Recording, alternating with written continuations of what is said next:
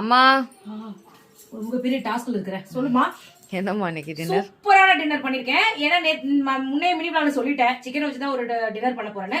சரி வாங்க அது என்ன டின்னர் பாத்துருவோம். இட்லி திடீர்னு ஒரு கிரேவிங்ஸ் வந்துருச்சு. என்னதான் எத்தனை வேலை செஞ்சிருந்தாலும் சாப்பிட்றதுல மட்டும் அது எண்ணம் போய்கிட்டே இருக்கு எனக்கு.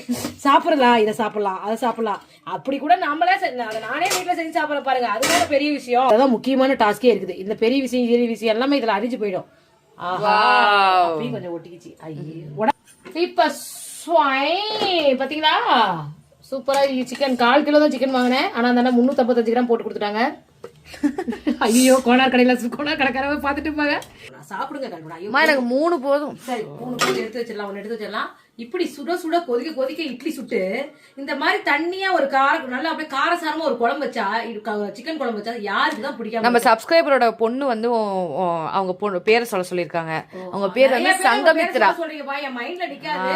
இப்ப இந்த வளையல் வாங்கி போன்ல சொன்னாங்க, அதனால இப்ப சொல்றேன். சங்கமித்ரா எப்படி இருக்கீங்க? நல்லா இருக்கீங்களா? நல்லா இருக்கணும், நல்லா படிக்கணும், அப்பா அம்மா பேச்சு கேட்டு நடக்கணும். சரி ஓகே. எல்லாருக்குமே வந்து பேங்கிள்ஸ் எல்லாம் நிறைய பேர் ஆர்டர் கொடுக்குறீங்க, ரொம்ப சந்தோஷம்ப்பா.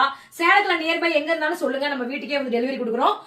ஆர்டர் கொடுங்க. இன்னைக்கு நைட் நம்ம வீட்டுல டின்னர் இட்லி சிக்கன் குழம்பு. உங்க வீட்டுக்கு என்ன டின்னர் சொல்லுங்க. இந்த மாதிரி காம்பினேஷன் யாருக்கு பிடிக்கும்னு சொல்லுங்க. வாங்க சாப்பிடலாம்.